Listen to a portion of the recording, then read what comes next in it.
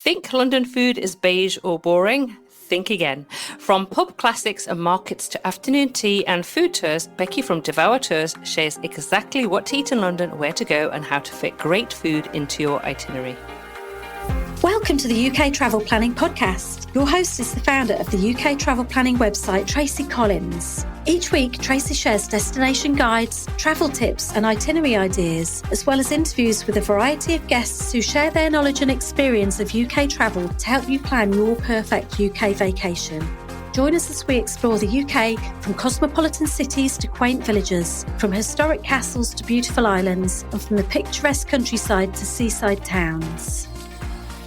Before we get started, we'd like to thank our sponsor, Walks and Devour Tours. If you're planning a trip to London, you'll already know the challenge. There's a lot you want to do and only a limited amount of time to fit it all in. That's where the right tour makes all the difference, because you want experiences that are the best use of your time, with more access, less waiting and a deeper sense of the city. That's why we recommend Walks and Devour Tours. They offer walk-in tours and food tours designed to make your time count, often with early or after hours entry. You'll also be with exceptional local guides who add the stories and context, so you leave with a richer understanding of what you're seeing and a trip that feels genuinely memorable.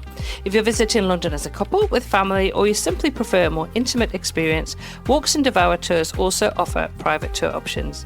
To learn more, you'll find the link in the show notes. Now let's get into this week's episode. Hi, everybody, and welcome to this week's episode of the UK Travel Planning Podcast with me, Tracy Collins. This week, I'm chatting about one of my favourite topics, food. It's a good job Doug's not here, because he'd be agreeing. But one of the questions we are asked I would say almost more than anything else when people are planning a trip to London is about food. What should I eat? Where should I go? Do I need to book restaurants in advance? Where's the best afternoon tea? And where can you actually find a great Sunday roast? So those are some of the questions that we get asked all the time. Now, London's food scene is huge. It's incredibly varied. It can feel overwhelming, especially if you're visiting for the first time or trying to fit food in around sightseeing. So in this episode, we're talking about how to eat well in London without over planning or missing out. We're going to cover some classic British dishes, markets, pub food, afternoon tea, and how food tours can help you experience London in a more relaxed local way while also giving you confidence for the rest of your trip. Now, I'm joined by Becki from Devour Tours. Becki is a Londoner and a tour guide, which means she sees exactly what visitors expect from London food, what surprises them the most, and which experiences consistently deliver. Now, I began the chat by asking Becki to introduce herself. Hello, my name is Becki. I work at Walks and Devour, mainly as a tour guide, actually, so I can give you the inside scoop on guiding and the world of it, but also filling in for Charlie, who you guys may know while she's away on maternity leave. Congrats, Charlie. Just making sure guides are looked after, looking at all of our beautiful Devour products and making sure they all run okay. Brilliant. And also, you are a Londoner. I am indeed. Yes, I was born in St Thomas's Hospital. Perfect. So right across the river from Parliament. Excellent. So who better to talk to about food and about where to eat and what to eat than you? Because I get so many questions all the time in consults, in our Facebook group, by email saying, what should I eat? Where should I eat it? And I'm like, how much as I would like to eat my way around London, I also would like to fit into my clothes. And it's not possible to eat in everywhere in London. I'm already picking out places for when I'm there in April and May, and I'm already sort of trying to choose because there's so many fantastic options. But the first question I want to ask you, because I know we don't have the best reputation for food. Yes. And I remember actually doing the Ultimate London Food Tour at Borough Market, and actually the guide that was the first question that she asked the group. But from your experience, what do people tend to expect or notice when they start trying their different foods in London? Yeah, it's a great question. I think a lot of people, it's a split camp, really. I think either people have come with some preconceived ideas about British food. So you hear a lot commonly that, it's bland, it's unseasoned, it might look a little bit strange on the plate.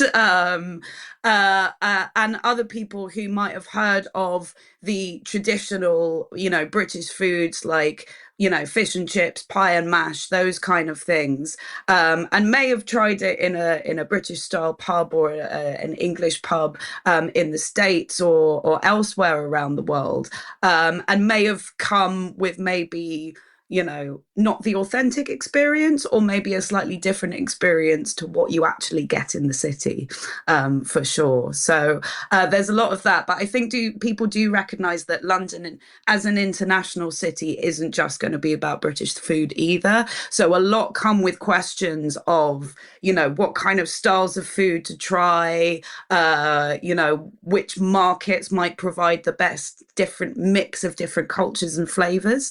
And so it's a very mixed bag in terms of what people come to us with when we're guiding tours with them. Yeah, no, absolutely. I remember on my tour, actually, the predominant word that was shared around was beige. And I was like, yes, which made me smile. But actually, what was really interesting, it was like, as we went through that food tour, how everybody was surprised on that tour about what they tried and the different foods. But not only the foods, like the history, they were also learning about the different foods, about the different vendors. It was really, really good. But it was really funny because I was like, I don't think of beige, but that was the colour that was described as what they imagined British food to be. Now, I have to say the things that I get asked about the most are afternoon teas, and Sunday roast, and then probably closely followed by fish and chips. Now, so I'm going to ask you, what would be your main dishes that or main foods and food experiences that you would recommend anybody have when they go to London? I think those are all great experiences, especially when you look at things like fish and chips, something that people assume to be quintessentially British, right? But actually has deeper roots coming from Europe, coming from Belgium with the frites, and then from the Jewish communities across Europe with fried fish. And so I do think I think people mention fish and chips a lot, and I do think it's actually quite important that you try it, and especially in London as well. I've lived in both London and on the coastline in Cornwall, so I know what fresh fish tastes like. And I will say truly, and I think this is what surprises people, is that the seafood that you get on London is fresh off the boats every day. People are buying it at Billingsgate Market in the Docklands area at 4-5 in the morning each morning, which blows people's minds. The fact that people are up at the crack of dawn, trading in fish, and it's like that alone really transports people back in time. It feels like we're getting hold of a tradition that's been going on for a long, long time, and it's been going on for the last few centuries. So I do think that's an important one to try. But if you want to broaden your horizons a little bit and try some different things, then following or getting involved in London's market culture is a really great thing to do. And depending on where you are in London, you're not going to be too far away from a market, and that you've got the choice of your bigger markets like Borough Market and Spitalfields Market and Camden. But then you've got, during the week, sometimes things that tend to be in other areas that are more commuter focused, maybe, that actually have some really good options as well. So right outside Monument Station during the week on a Thursday, you'll see a little market set up right near the monument to the Fire of London, selling the local workers some food. But it's also got, you've got Afro-Caribbean flavours going on, you've got Far Eastern flavours going on, and it's a really good way that you can eat like a local, I guess. So those would be my main tips.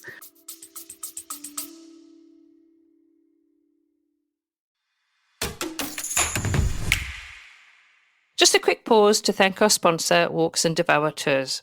If you're planning a trip to London, you'll already know the challenge. There's a lot you want to do and only a limited amount of time to fit it all in. That's where the right tour makes all the difference, because you want experiences that are the best use of your time, with more access, less waiting, and a deeper sense of the city. That's why we recommend Walks and Devour tours. They offer walking tours and food tours designed to make your time count, often with early or after hours entry. You'll also be with exceptional local guides who add the stories and context so you leave with a richer understanding of what you're seeing and a trip that feels genuinely memorable. If you're visiting London as a couple, with family, or you simply prefer a more intimate experience, Walks and Devour tours also offer private tour options. To learn more, you'll find the link in the show notes.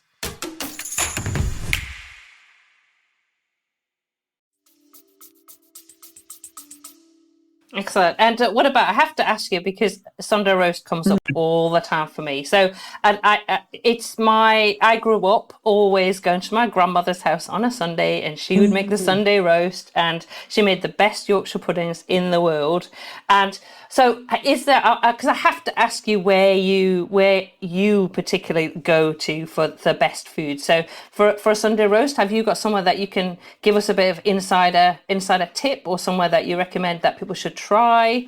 I think so. Actually, in Borough Market, there and the beauty of this place is that it will serve you a roast every single day of the week, so you don't have to wait for a Sunday pub to become available, or if you're only travelling during the week, you don't have to miss out. So it's in Borough Market. It's right above Ginger Pig, which we will definitely cover, world famous for their sausage rolls.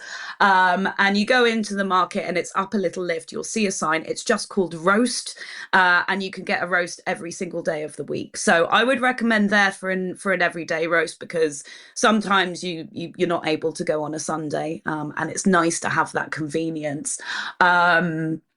The other place, and there are a few different versions of this particular restaurant around London. If you are in the market for a really good quality roast on a Sunday and you want to get a decently good deal on some really high quality meats, then go for Hawksmoor. There's the Hawksmoor. I can probably talk for about half an hour, 45 minutes about Hawksmoor alone. I could write an ode to their sticky toffee pudding. So you not only get a really good quality roast with their finest cuts of meats and your choice of meats, great Yorkshire puddings, and a good dessert as well, which I think is also just as important as the main. Really. That is really important, and you're absolutely right. And how many times I hear sticky toffee pudding is absolutely the favourite for so many people. Absolutely, and Hawksmoor is on my to eat at list when I'm back. Highly recommend. Yes, I have eaten there before, and yes, I will be going back, because it is really, really good. Now, what about afternoon tea? That's another one that I have to get in these kind of the favourites I get asked about. So afternoon tea, there are so many to choose from. So many. It's and I kind of say to people, do you want traditional or do you want themed? Because you've kind of got that thing going on. But I know, and I'm going to ask you this. I'm putting my hand up. Can I go on the Kensington Palace tour with the afternoon tea, please? Because I've just seen that you guys have that. I was just about to mention that. So yes, you absolutely can come on that tour. We will chat. It's a wonderful tour because you get a lovely walk and then the afternoon tea, and then you go into the orangery afterwards. And Kensington Palace is a really good option if you're looking for something, a little bit more off the beaten track. It's in Kensington, so there's lots of other things that you can do and tie in around your afternoon tea. But it is a wonderful afternoon tea. It's reasonably priced. They cater to all kind of different dietary requirements as well, which is a really big draw for our guests. I had one of our guests comment that it's had some of the best gluten-free options that she'd ever seen, and a lot of places that offer a high end of afternoon tea will offer some good dietary requirements as well. But I think being in the orangery is such a beautiful, serene space. It's warm in the winter and it's cooler in the summer. It's light, it's airy. You've got these beautiful large windows streaming in and a fabulous view right across of Kensington Palace right there. So you really feel like you're getting a royal afternoon tea experience. Aww. So I would say, absolutely, if you want to do your Ritzes, if you want to do your Savoys, those kind of afternoon teas, I absolutely recommend it. But there's certain, I guess there's certain etiquette and decorum there where in other places it's a little bit more casual. So if you want to get dressed up to the nines, absolutely go down to the Ritz and enjoy your afternoon there. You will have a splendid time. The service is amazing. But if you want something a little bit more casual, and you want to feel a little bit free and easier with your day, then something like Kensington Palace is great. Hotel Cafe Royal, also fabulous. Really nice afternoon tea in a really opulent mirrored room, which the likes of David Bowie and Mick Jagger have partied in during their time. So you've got something with a little music, cultural history, something maybe a little bit edgier. And when I went to do their Van Gogh themed afternoon tea, they proved they could do a themed afternoon tea really well as well. So you've got those kind of options there, definitely. But yeah, I'd say those would be my main recommendations. But have a scout around, because there's all kinds of different price ranges available. There's something to suit absolutely everyone's budgets and needs. So yeah, get out there, do a little bit of research for sure. I think the hardest thing when it comes to afternoon teas is actually choosing which one or which ones to do. I try to do a few each time, and I'm already researching and trying to decide, do I want to do the theme? Do I want to do the traditional? And I've never, ever been to the Ritz. And I really wanted to take my mum for her 80th birthday, but she wasn't too keen on going down to London. But I'm going to try and talk her into it, because it really is. And I say this when I talk to people, as I say, in the Facebook group on consults, and they ask me about afternoon tea. And I say, as a Brit, for me, the kind of peak of afternoon tea is to go to the Ritz. That is our poshest. So it really is, and you can make a day of it. You that's the kind of thing where you make the afternoon tea the occasion. So you get dressed up to the nines. You might go somewhere for a nice little drink afterwards. You might go to the theatre later on. You can really make it a really special day, and it just makes you feel fabulous to get dressed up, get your best makeup on, get your best accessories on the go, and just be seen. Be posh. Be very posh. Yes. Exactly, darling, exactly. So I'm going to kind of swing that to the opposite side of it. We've gone from the Ritz. We're now going to talk about some of London pub food, because I am a bit of a fan of some of the pub food, and particularly a good Scotch egg. For me, a good Scotch egg is absolutely the pinnacle of success of our pub, if they can do a good Scotch egg. Now, the best Scotch egg, apart from, I'm going to say that I had a fantastic one in Fortnum and Mason, and obviously that's where they invented the Scotch egg. So, but was on the Taste Tales and Traditional Ales tour that I did with you guys, which is still my favourite food tour anywhere, and I've taken so many. Well, I absolutely loved it. So, shall we talk about some of the foods that people can expect if they're in a British pub, like snack food? I think this is kind of, I suppose we will be using the word kind of, I guess, brown or fawn. A lot of this food is beige, funnily enough. I would like to colour it as golden. I would say it's less beige and more to the golden end, especially with the Scotch egg. It's nice and crispy. True. So what should we expect if we want some pub snack food? Pub snack food. I think pub snack food has kind of expanded itself quite a lot over the last few years. And so you do get your traditional items, or what's seen as more traditional items, like your sausage rolls, like your Scotch eggs. But the trend in London that sort of blew up in the 2010s and has kind of expanded into pubs now, I'd say, is this idea of getting small plates. So, in some places you might, anywhere that has a fryer can do you really good halloumi fries, right? So, you can get a small plate with a platter of halloumi fries, a meze of maybe some more traditional things alongside, things with a more kind of European or continental flavour or edge. And so you can really mix and match to your tastes, as it were. But I am very, very partial to halloumi fry myself. Yes, I have to say I do like a halloumi fry as well. And of course, when you're in a pub, you can have yourself a pint.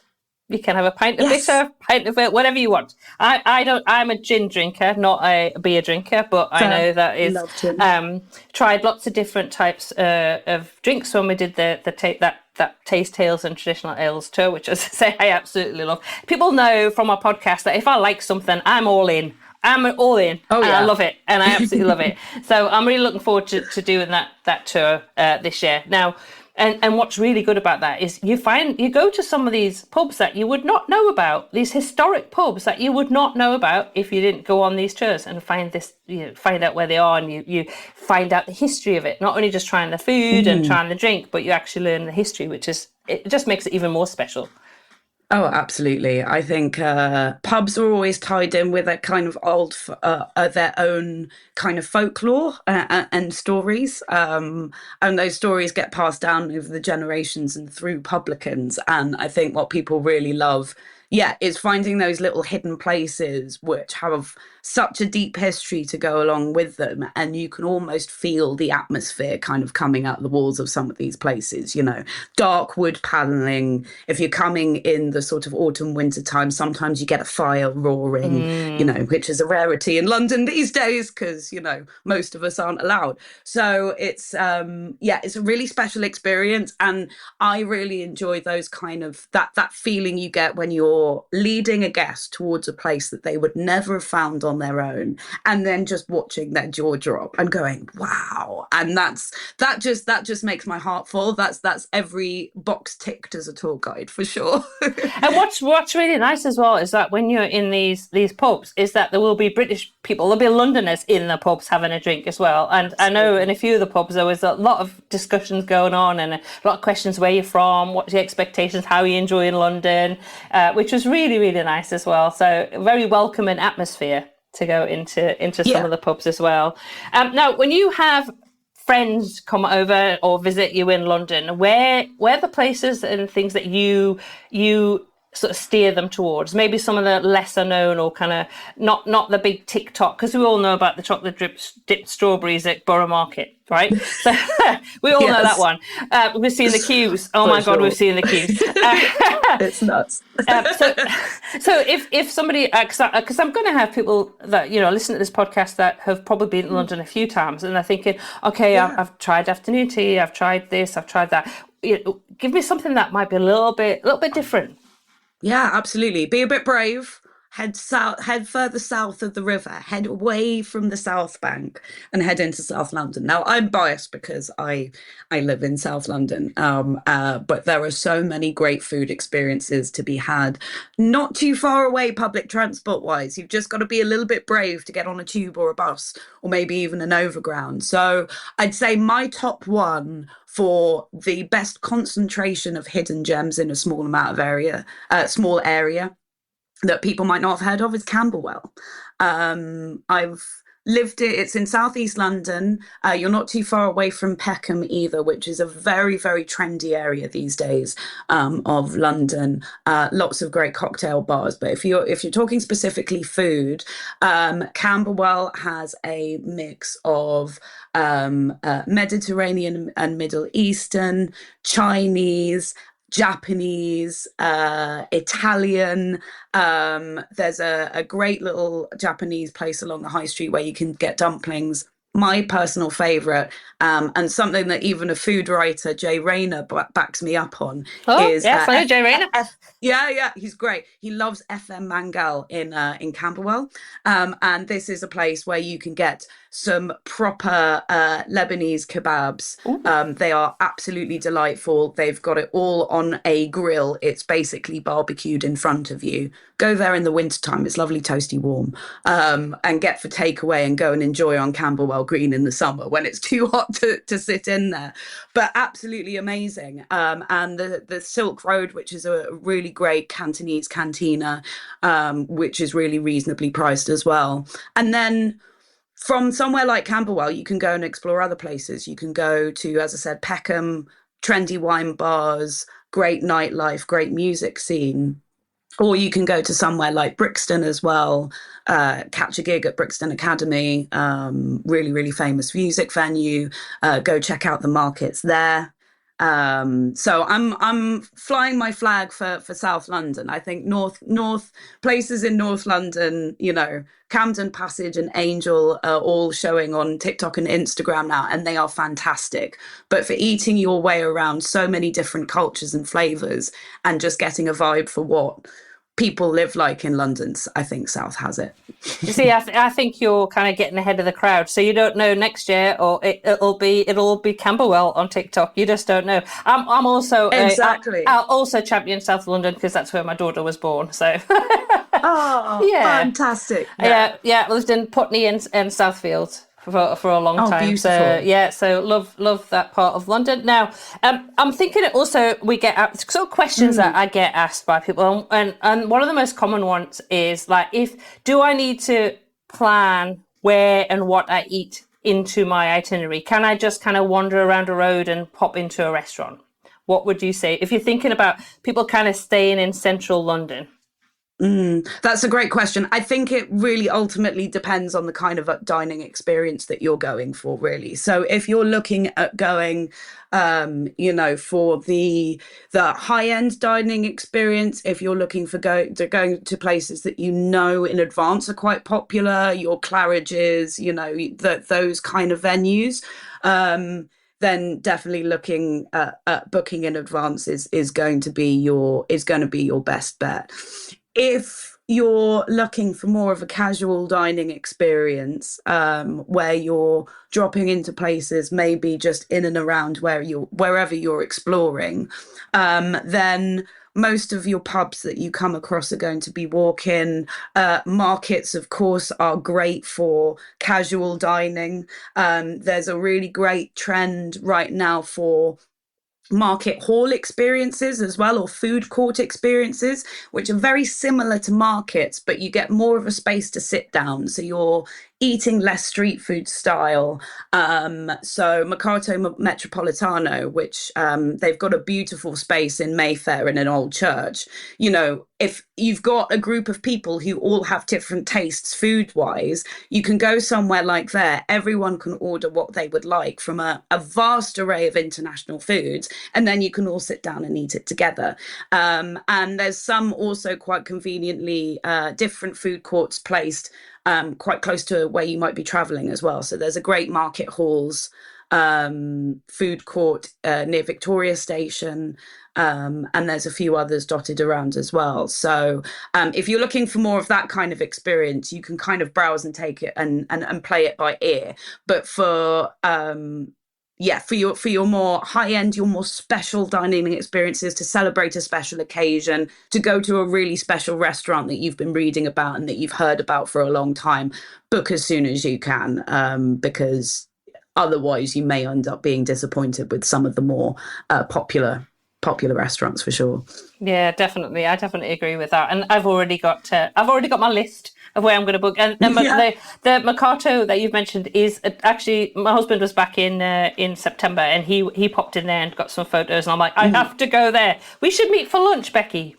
Let's do that. It's an amazing place to just go and take it all in. It's just beautiful. Well, I like to eat somewhere that's also got a bit of history to it. So I love the Cafe in the Crypt, St. Martin's in the Fields on Trafalgar Square. I love it. I recommend that all the time. The food's good. It's not expensive, and what an amazing place to eat your food. I'm also a big fan of Pick and Cheese at the Seven Dials. That's always on my list. Yes, I was going to mention Cucumber Alley as well, because in and around there. So if you're in and around Covent Garden, you're so liable to get taken in by a few sort of honey trap kind of places, and so ducking into that place, the cheese is so good. It is my favorite, absolute favorite. That's on my list. I'll go there. I don't care. I'll sit there on my own and have my cheese and just enjoy. I'll take some more video. Everybody keeps saying, absolutely, take some video, share some reels. I'm like, I promise I will do that this time. I promise. Now let's talk a little bit about why, because I highly recommend wherever I go in the world to do a food tour. So I did some food tours in Madrid last year, Seville. I was in Paris. I was in Rome. Did some fantastic food tours with Devour, and I always thoroughly enjoy them. And so I want to kind of talk to you about, why. I mean, I recommend them, but let's talk about why it's so good to do a food tour and when it's good to do a food tour as well, because I think that's a key point I want to make as well. But, how do food tours kind of enhance your experience of visiting London? There's so many different ways in which people end a food tour. Just, I mean, that you end feeling full, and you end feeling full of really good food, and that's probably the priority number one main aim. But I think the other thing as well about food tours is the social element of it that goes on. It's small groups, getting to know each other.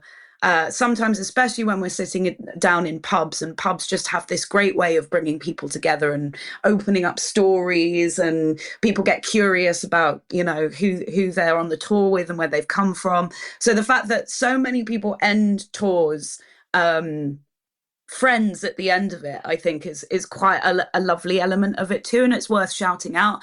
And I think that's especially important for solo travelers too. I think more and more people are getting bolder about going out and exploring on their own and solo traveling, but don't want to be completely on their own the whole time. And so a food tour is a lovely way of getting that social element in, with food. And there's something magic happens when you bring people and food and stories together. And I think that's the really special thing about a food tour, is that you're weaving all of these different things together as a tour guide. So you're weaving in the history of the food and the places you're going. You're getting to know about people and who they are and where they're coming from, and what brings them to London. And then you're also talking about deep history and culture and stories and things that might be centuries old in terms of their heritage, or even up to the current day of what we as locals and Londoners go and do about their day. And so you get all of this wonderful stuff and some great recommendations for where to go and eat and where to go and explore, neatly packaged together and just given to you. And it's a wonderful thing. We get the best responses out of our guests, and it just makes me feel so good to know that they've been, well fed, well entertained, but also with some great stories to take back home as well. Absolutely. And you've kind of nailed it all. That you get the good food, you enjoy the chat, you meet people from all over the world that you wouldn't have met before. And, you're learning as you go along. You're kind of immersed in it, you're learning about it, you're immersed in it, you're enjoying the food, you've got great company. What else could you ask for? And then on top of that, you get to find out where else to go and eat, what else, what to eat. Quite often, what to eat. I was some of the that was really good for us when we were in Spain. It was kind of like pointing out what to eat, where to eat it, which is why I would say do it early on when you're in London. Because of that, because you'll find out what you like, and no doubt your tour guide will give you lots of great recommendations as well. Oh, yeah. All of the tour guides come armed with their own personal lists of recommendations of what they like, where they go to. And people really like that kind of personalized experience. Like, you're getting some insider Londoner knowledge here about, where to go. So I absolutely agree with you. The sooner that you can do a food tour, because it helps you orient yourself to a particular area. And also, there's nothing wrong with going back and having more of what you like, right? You don't have to spend your entire trip going and trying something different every single time. If you found something you really like and you want to go back and have it again, have it again. It's your holiday. Go enjoy it.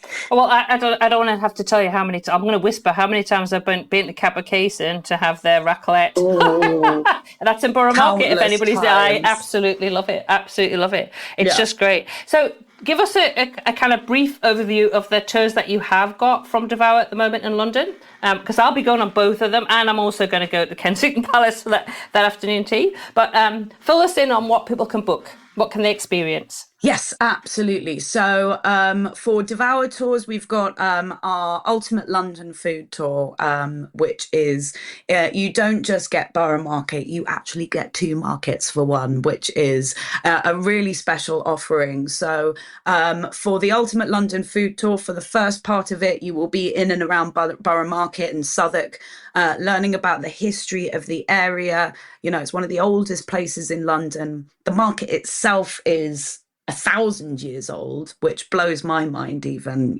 talking about that now.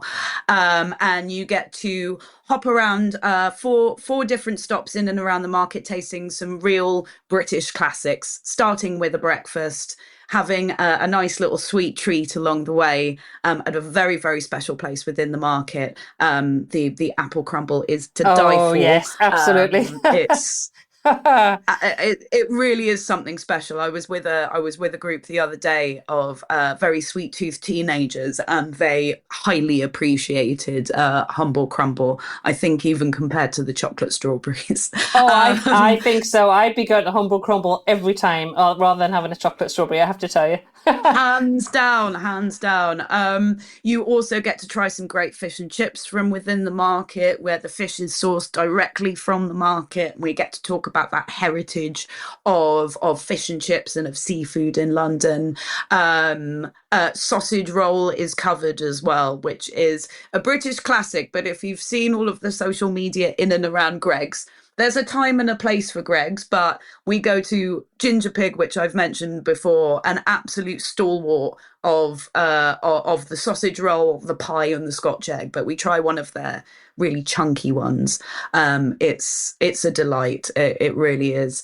And then we head across the river, so you get the Tale of Southwark and Borough Market and the stories of the food surrounding that. And then we go across the river into the City of London. So the oldest part of London, the Roman bit that then grew into this powerhouse financial centre. And we head to a beautiful smaller market that Harry Potter fans may have heard of, called Leadenhall Market. It is absolutely beautiful. Just gloriously decorated old meat market that's been repurposed into just this beautiful place to go and either have a drink at some of the beautiful pubs. We go to a lovely French patisserie, so we go continental when we head into the city, which is very nice, and have a beautiful light dessert from a little cafe patisserie there, and they make everything on site, so you can sit and watch them do it. And then to finish off, which I think is the pièce de résistance, is that we go around some of the hidden corners, the little alleyways opposite Leadenhall Market, to find a lovely, discreetly tucked away little wine bar, for a wine and cheese tasting with some expert sommeliers who will pick their cheeses fresh from Borough Market and then expertly find you a wine that goes well with it.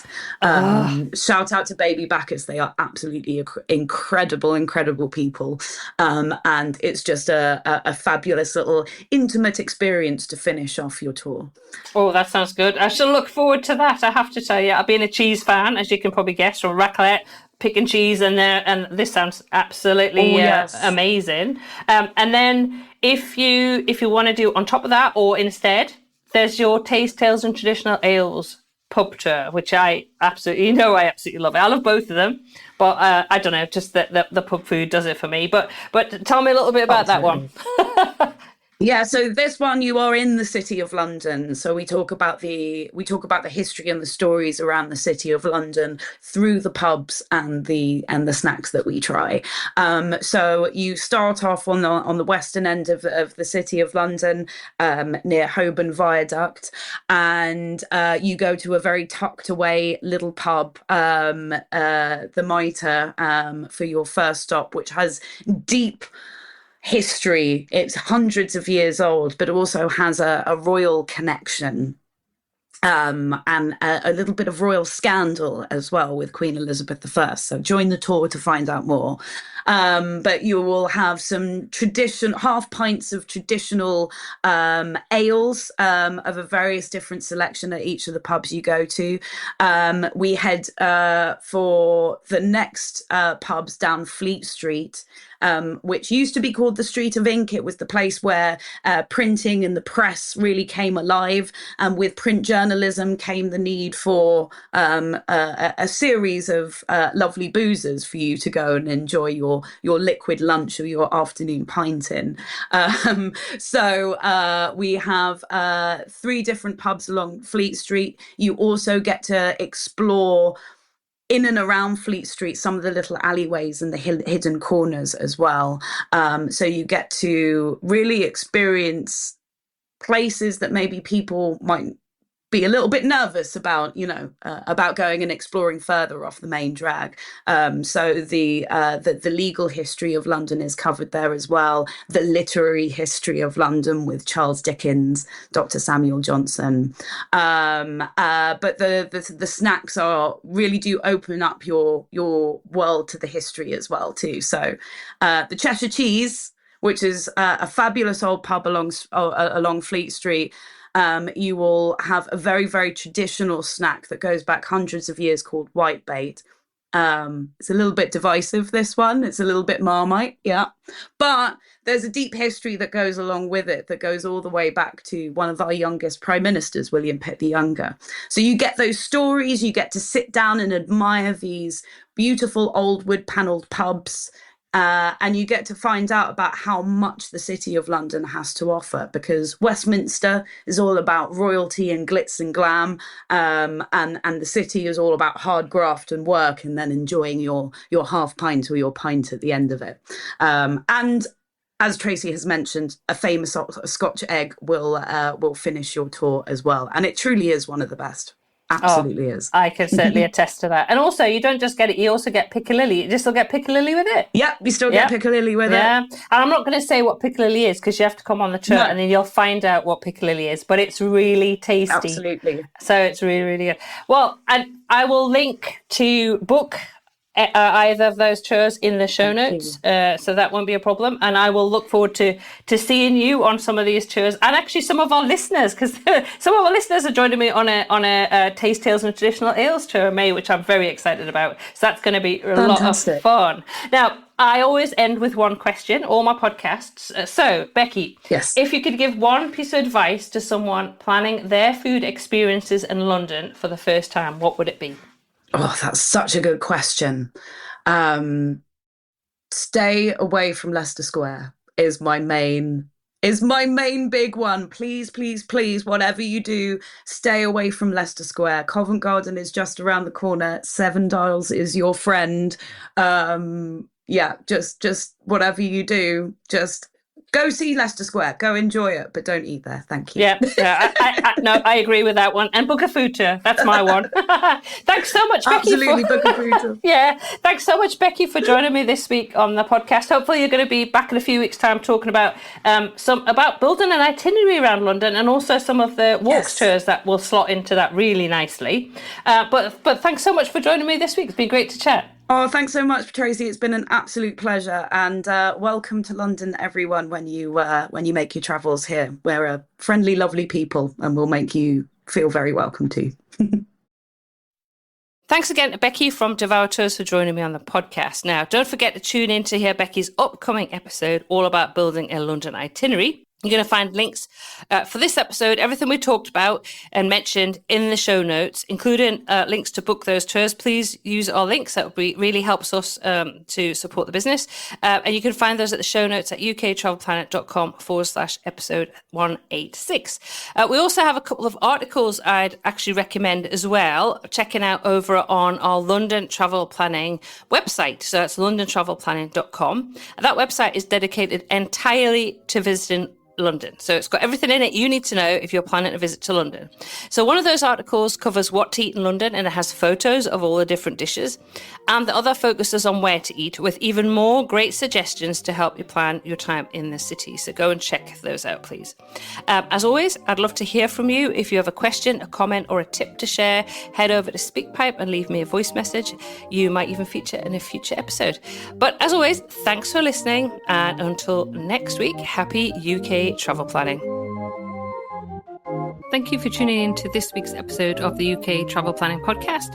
As always, show notes can be found at uktravelplanning.com. If you've enjoyed the show, why not leave us feedback via text or a review on your favourite podcast app?